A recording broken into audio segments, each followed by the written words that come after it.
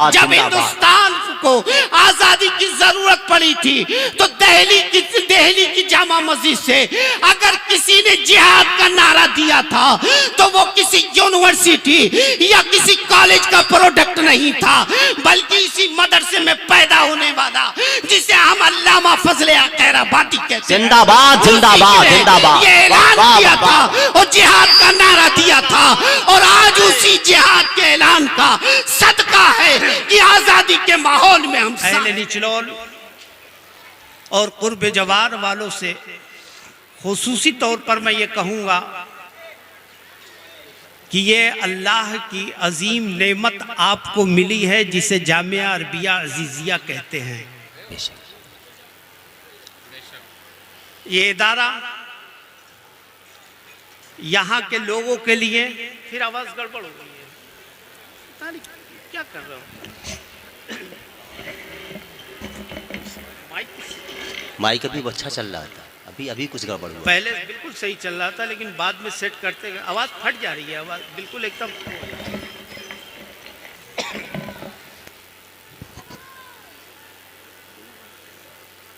Hello, microphone testing. Hello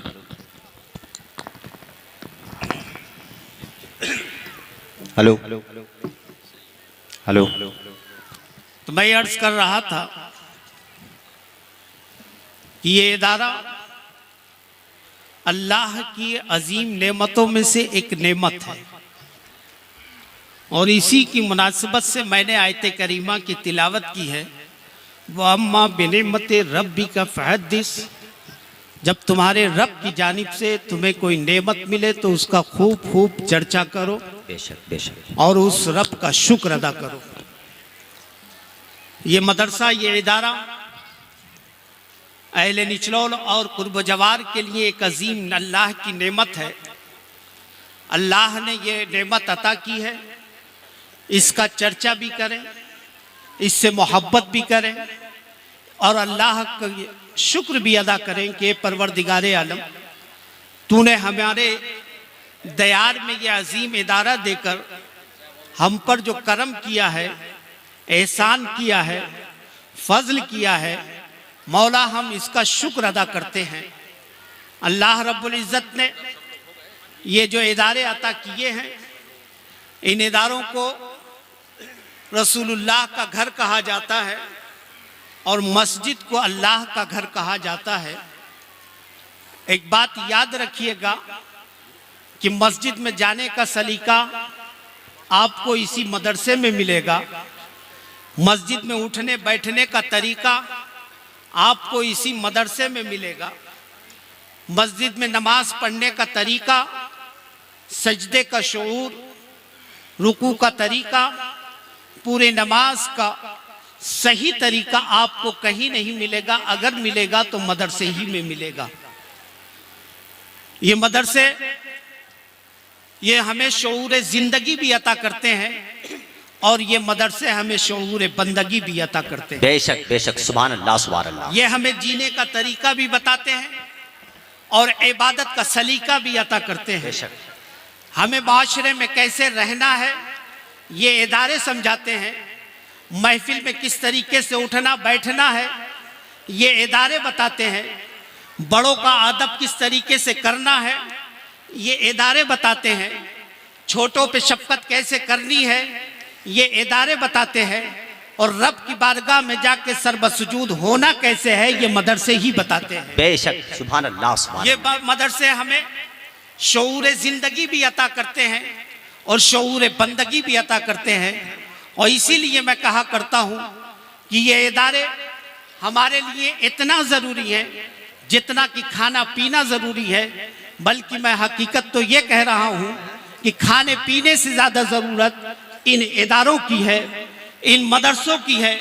ये मदरसे सलामत हैं तो हम सलामत हैं, हमारी आने वाली नस्लें सलामत हैं। बेशक, सुभान अल्लाह। ये मदरसे महफूज हैं तो हम महफूज हैं, और हमारी आने वाली नस्लें भी महफूज रहेंगी, क्योंकि यही इदारे हमें सीरतुन नबी अता फरमाते हैं, सहाबा की तारीख अता फरमाते हैं, बुजुर्गान दीन की जिंदगी यही इदारे बताते हैं।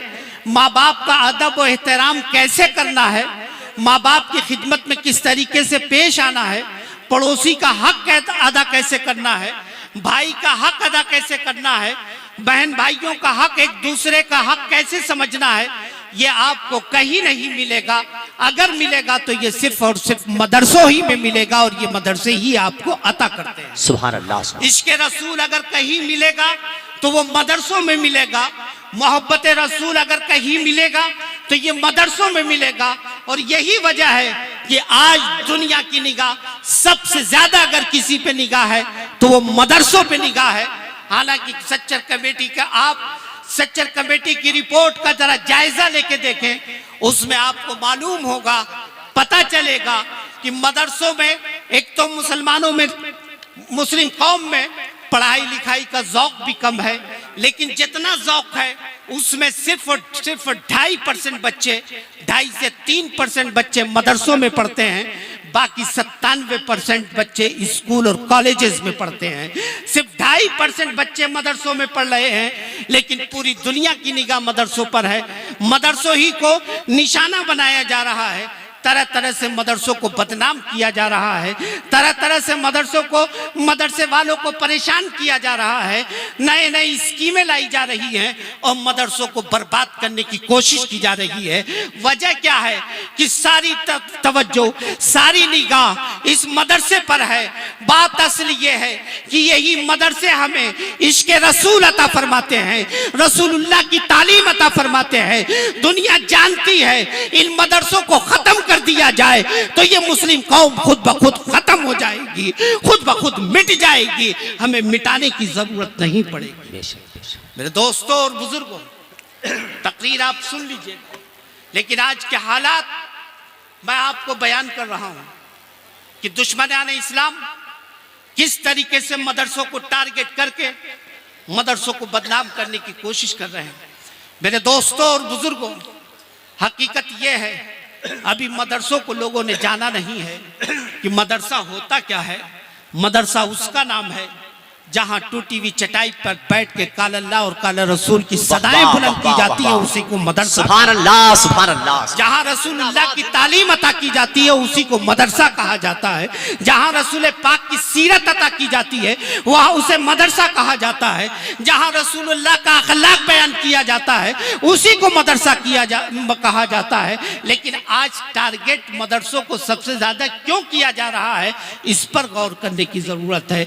मैंने जब अपने तौर पर बहुत गौर व फिक्र किया है तो मैं इस नतीजे पे पहुंचा हूं कि दुश्मनाने इस्लाम की निगाह मदरसों पे सिर्फ इसलिए है कि जिस दिन मदरसे ख़त्म कर दिए जाएंगे तो इन्हें इश्क़ रसूल मिलना बंद हो जाएगा, मोहब्बत रसूल मिलना बंद हो जाएगा, रसूलुल्लाह की तालीम मिलनी बंद हो जाएगी। और जब तालीमात रसूलुल्लाह मिलनी बंद हो जाएगी तो ये कौम खुद ब खुद बंद हो जाएगी। फिर हमें बंद करने की कोई ज़रूरत नहीं पड़ेगी।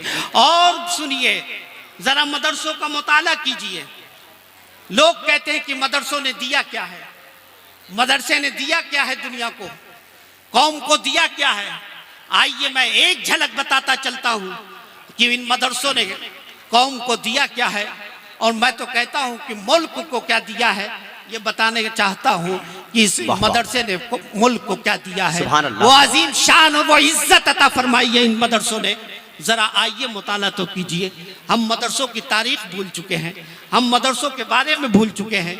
मदरसों ने क्या क्या खिदमत की है, मदरसे ने क्या कौम की खिदमत की है, क्या मुल्क की खिदमत की है, इसको हम भूल चुके हैं। इस तारीख का मुताला करने की जरूरत है, इस तारीख को पढ़ने की जरूरत है। आज हम हिंदुस्तान में जो आजादी के माहौल में सांस ले रहे हैं, इस माहौल को भी पैदा करने में अगर किसी का हाथ है तो वो मदरसे का हाथ है। और वही एक जात थी जो मदरसे में ही पढ़ी थी। इन बिल्डिंगों का नाम मदरसा नहीं है, इन दरवाजों का नाम मदरसा नहीं है, इन कमरों का नाम मदरसा नहीं है, इन दरवाजों और गेटों का नाम मदरसा नहीं है। मदरसा तो उसका नाम है कि जहां बैठकर काला अल्लाह और काला रसूल की सदाएं लगाई सदाएं लगती हैं। जहाँ पे रसूलुल्लाह की तालीम अता की जाती है उसी को मदरसा कहते हैं। जिंदाबाद, जब जिंदाबाद। हिंदुस्तान को आजादी की जरूरत पड़ी थी तो दिल्ली की जामा मस्जिद से अगर किसी ने जिहाद का नारा दिया था तो वो किसी यूनिवर्सिटी या किसी कॉलेज का प्रोडक्ट नहीं था, बल्कि इसी मदरसे में पैदा होने वाला जिसे हम अल्लामा फजले खैराबादी कहते हैं। जिंदाबाद, जिंदाबाद, जिंदाबाद। ये ऐलान वाह, किया वाह, था और जिहाद का नारा दिया था, और आज उसी जिहाद के ऐलान का सदका है कि आजादी के माहौल में हम सांस ले रहे हैं। नारे तकबीर, नारे रिसालत, जश्न ईद मिलादुन नबी, जलसे दस्तारबंदी, मुजाहिदीन आजादी, नारे तकबीर, नारे रिसालत। अल्लामा काफी कौन थे, जरा उनकी तारीख उठा के देखिए। फांसी के फंदे पे चढ़े हैं, किसके लिए चढ़े हैं? इसी हिंदुस्तान के लिए चढ़े हैं। मुफ्ती इनायत काला पानी में जिंदगी गुजार रहे हैं, किसके लिए? इसी मुल्क के लिए। बेशक, हमारे बेशक, बुजुर्गों ने वो कुर्बानियां अता की है। इन बुजुर्गों को पैदा किसने किया था? वाह, वाह, इन्हीं वाह। मदरसों ने पैदा किया। जिंदाबाद, जिंदाबाद। ये मदरसों ही में पैदा हुए थे और फिर मुल्क के लिए वो कुर्बानियां दी हैं कि उनकी कुर्बानियों का नतीजा ये है कि आज हमारा मुल्क आजाद है और आजादी के माहौल में हम सांस ले रहे हैं। सुभान अल्लाह, सुभान अल्लाह, सुभान मेरे दोस्तों और बुजुर्गों, हमने मदरसों की तारीख को बंद कर दिया है, पढ़ना छोड़ दिया है, समझना छोड़ दिया है। इसलिए जरूरत है कि मदरसों की तारीख को पढ़ा जाए, मदरसों की हकीकत को पहचाना जाए, मदरसे की हकीकत को समझा जाए कि मदरसा क्या है, मदरसा कहते किसको हैं, मदरसे ने हमें दिया क्या है। मेरे अजीज, मदरसे ने हमारे ईमान की हिफाजत की है, हमारे अमल की हिफाजत की है, मदरसों ने हमारी हिफाजत की है, मदरसे हमारी नस्लों की हिफाजत कर रहे हैं, मदरसे ही हमारी नस्लों की हिफाजत कर रहे हैं। और ये मदरसा ही है कि गांव-गांव में, देहात में एक एक मस्जिद नजर आती है। अगर ये मदरसे ना होते तो इन मस्जिदों को आबाद करने वाला कोई इमाम भी नहीं मिलता। ये मदरसों ही की नेमत है और मदरसों ही की करामत है कि आज हमारे गांव में मस्जिदें आबाद हैं, तो ये मदरसों ही की आता है, मदरसों ही की बेशक, दे। बेशक। सुभान अल्लाह, सुभान अल्लाह, सुभान अल्लाह। जिंदाबाद। कौन जाता, कौन नमाज पढ़ाने जाता? कॉलेज और अरबी यूनिवर्सिटी से आने वाले जाके इमामत करते नहीं करते। ये उलमाए किराम बैठे हुए हैं, ये अच्छी तरह समझ रहे हैं और आप भी समझ रहे हैं कि उन मस्जिदों को आबाद करने वाला, इन मदरसों ही में रहने वाला, इन मदरसों ही में पढ़ने वाला उन मस्जिदों को आबाद किए हुए है, वरना कॉलेज और यूनिवर्सिटी में पढ़ने वाला कोई नहीं आबाद किए हुए। यही वजह है कि 97% पे कभी तवज्जो नहीं दी जा रही कि 97% को क्या किया जाए, कहाँ बनाया जाए, कैसे किया जाए। कुल निगाह, कुल तवज्जो जो है वो इसी 2.5% पे है, इसी 2.5% पे है। और आज तो मामला ये हो गया है क्या, गैर तो गैर। हज़रत सूफी साहब, मैं बड़ी एक हकीकत सच्ची बात कर रहा हूँ, गैर तो गैर अपने भी अब आते हैं तो हमें मशवरा यही देते हैं। अलजामितुल अशरफिया का छोटा सा खादिम मैं हूँ, हमें भी मशवरा ये दिया जाता है कि हजरत अब यहाँ पे ITI भी कायम कर दीजिए, मेडिकल कॉलेज भी डाल दीजिए, इंजीनियरिंग कॉलेज भी डाल दीजिए, ये डिप्लोमा डाल दीजिए, वो डिप्लोमा डाल दीजिए। मेरे समझ में ये बात नहीं आती, यही 2.5% डॉक्टर भी बने, यही 2.5% सुने, सुने। इंजीनियर भी बने, जिंदाबाद, जिंदाबाद। यही 2.5% लायर भी बने, यही 2.5% जज बने, यही 2.5% गवर्नमेंट जॉब में जाएं, यही 2.5%। सब कुछ यही 2.5% बनेंगे, उस 97% कहाँ जाएंगे? वाह, वो वाह, वाह। 97% कहाँ जाएंगे?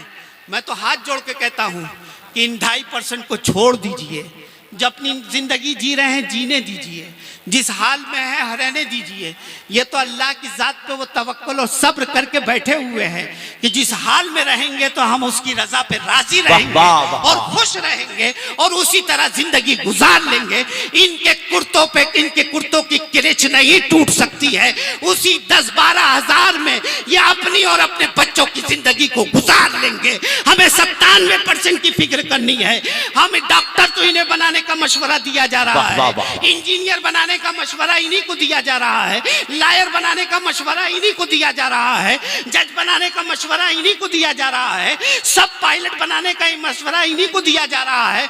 मैं कहता हूं कि सिर्फ इन्हीं 2.5% के बारे में क्यों सोच रहे हैं? उन 97 के बारे में सोचो।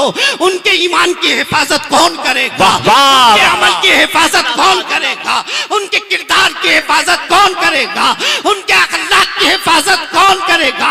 सिर्फ 2.5% को छोड़ दीजिए, अब फिक्र कीजिए उन 97% की जिनके अंदर बेरहमी भी पैदा होती जा रही है, बदअकीदगी भी पैदा होती जा रही है, बेशक बेशक, बदमज़हबियत भी आती जा रही है।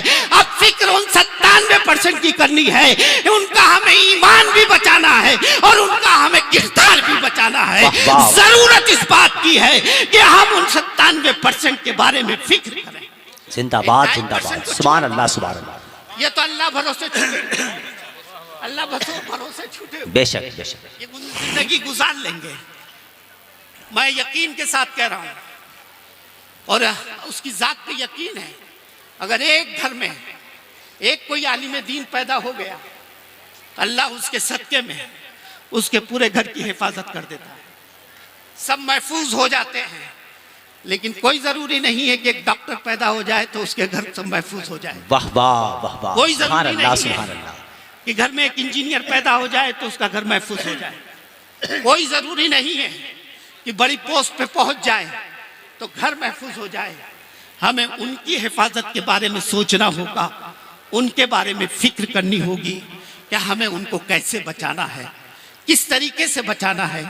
इस तरफ तवज्जो देनी होगी, इस तरफ जो हमें सोचना होगा, तब हम अपने आने वाली नस्लों की हिफाजत कर सकते हैं। मेरे दोस्तों और बुजुर्गों, यही वो कौम है, यही वो उलमा है कि जो उन 97 की भी फिक्र कर रहे हैं कि उन्हें कैसे सच्चा नमाजी बनाया जाए, उन्हें कैसे अच्छा बनाया जाए, उन्हें कैसे नेक बनाया जाए। इन्हीं को मिटाने की कोशिश की जा रही है, ताकि ये मिट जाएंगे तो दीन और इस्लाम खुद ब खुद मिट जाएगा। ये खत्म हो जाएंगे तो मुसलमान खुद ब खुद खत्म हो जाएंगे। इसलिए इदारों से सच्ची मोहब्बत की जाए, इदारों से लगाव रखा जाए, इदारों का ताउन किया जाए, इदारे की हिफाजत की जाए, क्योंकि ये इदारे महफूज हैं तो हम महफूज हैं, हमारी आने वाली नस्लें महफूज हैं। वरना कोई बताने वाला नहीं होगा, गांव देहात में नमाज जनाजा पढ़ाने वाला नहीं मिलेगा, नमाज जनाजा पढ़ाने वाला नहीं मिलेगा। ढूंढते रह जाएंगे कि कोई आएगा, कोई आलिम दीन आ जाए जो हमारे यहाँ नमाज जनाजा पढ़ा दे। मेरे दोस्तों और बुजुर्गों, हमें इस पर तवज्जो देनी होगी। और हम मदरसों का ताउन करते हैं, 2.5% देते हैं। ज़कात और खैरात के अलावा बहुत मुश्किल से पैसा आता है। ज़कात आ जाती है, खैरात आ जाती है, अतियात बहुत कम आते हैं। क्योंकि तजर्बा है, मैं बता रहा हूँ, साल भर हम लोग इसी में रहते हैं, इसलिए मैं बता रहा हूँ। अतियात बहुत कम आते हैं। कभी कोई अल्लाह का बंदा आ गया तो हो गया, वरना सदका ही आता है, ज़कात और खैरात ही आती है। इसके बाद हमने तो मदरसों को क्या दिया? ज़कात दे दी। मेरे आका नबी करीम सल्लल्लाहु ताला अलैहि वसल्लम इरशाद फरमाते हैं कि ज़कात का पैसा जो है तुम्हारे माल का मैल है। तुमने मदरसों को क्या दिया? अपने माल का मैल ही तो दिया है, अपने माल का मैल दिया है। लेकिन ये मदरसे हैं, ये रसूलुल्लाह का घर है, ये इतनी वसअत रखता है, इतना वसीउ ज़र्फ है कि आपसे मैल लेता है, लेकिन इमाम आपको ये देता है, मुकर्रिर आपको ये देता है, खतीब आपको ये देता है, मुफक्किर आपको ये देता है, मुफ्ती आपको ये देता है, आलिम दीन आपको ये देता है। मैं तो कहता हूँ कि सच्चा पीर भी मदरसा ही देता है। वाह वाह, सुभान अल्लाह सुभान अल्लाह। सच्चा पीर जो है मदरसा ही देता है। ये मदरसे की वसअत ज़र्फ है। इसलिए इन मदरसों से सच्ची मोहब्बत की जाए, सच्चा लगाव रखा जाए, सच्चा प्यार किया जाए, दिखावा ना किया जाए। इन मदरसों की हिफाजत करो। ये मदरसे हमारे मुहाफिज हैं। अगर ये बर्बाद हो गए तो हम भी बर्बाद हो जाएंगे, हमारी आने वाली नस्लें भी बर्बाद हो जाएंगी। मदरसा, और एक बात बताऊं कि मदरसा जो है इन मौलाना लोगों ने, उलमा ने नहीं कायम किया है। सबसे पहले जिस नबी का हम कलमा पढ़ते हैं, जिस नबी का हम कलमा पढ़ते हैं, उस रहमतुल लिल आलमीन ने सबसे पहले मदरसा कायम किया है। मदरसा चलाना, मदरसे की खिदमत करना, बच्चों की खिदमत करना, ये सब जो है सुन्नत रसूल पाक है। उस सुन्नत को अदा करते रहिए, इसकी बरकतें मिलती रहेंगी, ये इदारे आबाद रहेंगे, हम भी आबाद रहेंगे, हमारी नस्लें भी आबाद रहेंगी। दुआ है परवरदिगार की बारगाह में कि रब्बे कदीर इन इदारों की हिफाजत फरमाए, दुश्मनों के नापाक अज़ाइम से महफूज फरमाए और इन उलमाए किराम की उम्र में परवरदिगार आलम बरकतें अता फरमाए। इस इदारे को दिन दूनी रात चौगुनी तरक्की अता फरमाए। वमा अलैना अल बलाग। अस्सलाम।